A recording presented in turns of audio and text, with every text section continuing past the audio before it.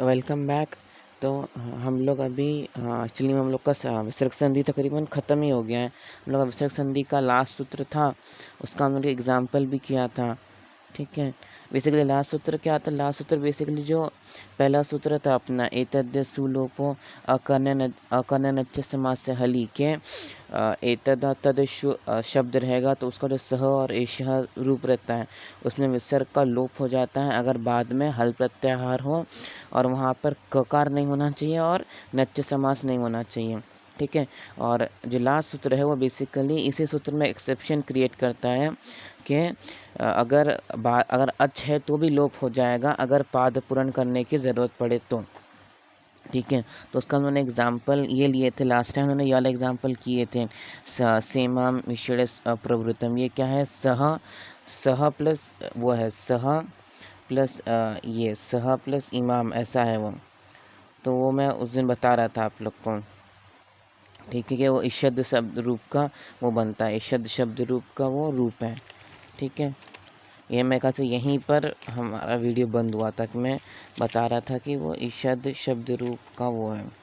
इदम इदम का नहीं, एतत का जो है वो क्या शब्द रूप बोला मैंने? इमाम ना, एक मिनट। हाँ, इमाम बराबर। इदम का शब्द रूप है इदम, ये का स्त्रीलिंग का द्वितीया का एक वचन बराबर। हम लोग इसी रिलेटेड में बात कर रहे थे और यहीं अपना वीडियो ख़त्म हो गया था। ठीक है, कॉल आ गया था और वीडियो कट हो गया था। ओके, कोई नहीं, तो हम लोग अभी आगे बढ़ते हैं। हम लोग अभी नेक्स्ट एग्जाम्पल देखेंगे। नेक्स्ट एग्जाम्पल है, देखो देखो इस उदाहरण में सस इमाम, इससे स का लोप हो गया। ठीक है, सह प्लस सु प्लस इमाम ऐसा है, तो उसमें से सु का लोप हो गया, तो ये सह स में जो अ है वो और ई मिल के स इमाम बन गया। ठीक है, इसी तरह जो अगला एग्जाम्पल है वो क्या है? शेषः दशरथी रामः। ठीक है, देखो ये एग्जाम्पल देखो अच्छे से, देखो ये एग्जाम्पल कैसा बनेगा? शेषा दशरथी राम है, कैसा हो जाएगा? स। ठीक है, स प्लस अभी इसमें विसर्ग है, स प्लस विसर्ग और एशः। ठीक है, स प्लस एशः। ठीक है, स प्लस विसर्ग, अभी विसर्ग के बाद प्लस की साइन। ठीक है, अभी विसर्ग मतलब एक्चुअली में है क्या वहाँ पर? सु प्रत्यय, तो स प्लस सु प्लस एशः। ठीक है, तो ये हो गया स प्लस सु प्लस एशः। अभी यहाँ पर ये सु का लोप हो जाएगा पाद पूर्ण करने के लिए, तो ये क्या हो जाएगा? स प्लस एशः। ठीक है, तो अभी यहाँ पर हम लोग क्या करेंगे? स हलंत्यम में से स को अलग करेंगे, अ को बाहर निकालेंगे, एशः ऐसा कर देंगे। ठीक है, तो ये अ प्लस ए जुड़ के क्या बन जाएगा? सैशः। समझे? वो अ प्लस ए ऐ बन जाएगा, तो वो हो जाएगा सैशः दशरथी रामः। ठीक है, ऐसे ही सेम यहाँ पर ऊपर वाले एग्जाम्पल में हुआ था। ऊपर वाले एग्जाम्पल में क्या हुआ था? स इमाम विदिति प्रवृत्तम में से इमाम हो गया था। ठीक है, तो इमाम जो है ये शब्द का रूप है, उसके बाद हमारा विसर्ग संधि खत्म हो जाता है। एक बार फटाफट विसर्ग संधि का, जैसे मैं बोलता हूँ हमेशा कि एक पेज में आपके पास संधि रेडी होनी चाहिए। तो स दुश रू।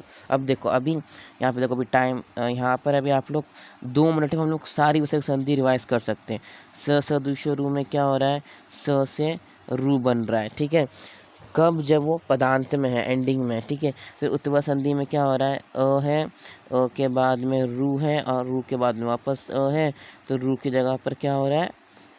ऊ हो रहा है। ठीक है, उसके बाद फिर हशीचा, हशीचा में सेम रूल है, अ के बाद में रू।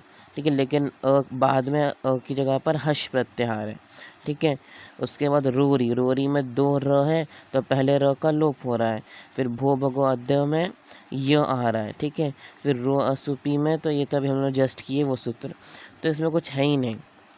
ठीक है, जैसे रोरी में एक चीज़ मैं भूल गया, रोरी में जो पहला वाला है उसमें वो हो जाता है क्या? उसकी वृद्धि हो जाती है, वृद्धि मतलब उसमें अ की मात्रा बढ़ जाती है। देखो एक विसर्जनीय सह, इसकी एग्जाम्पल देख लो। विष्णु स्त्राता, विसर्ग की जगह पर स यहीं पे लिख लेते, एक काम करते साथ में लिखते जाते। चलो देखो, विसर्ग संधि का पहला प्रकार विसर्जनीयस्य सः, उसमें क्या होगा, विसर्ग की जगह पर स, ठीक है, विसर्जनीयस्य सः।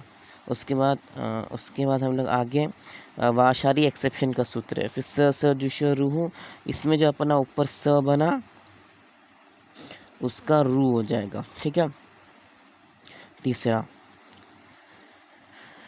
तीसरा अपना है खरा वसाने विसर्जनीय, इसको रहने देते हैं प्रैक्टिकल पर्पसेस के लिए, कुछ काम का नहीं है, ठीक है।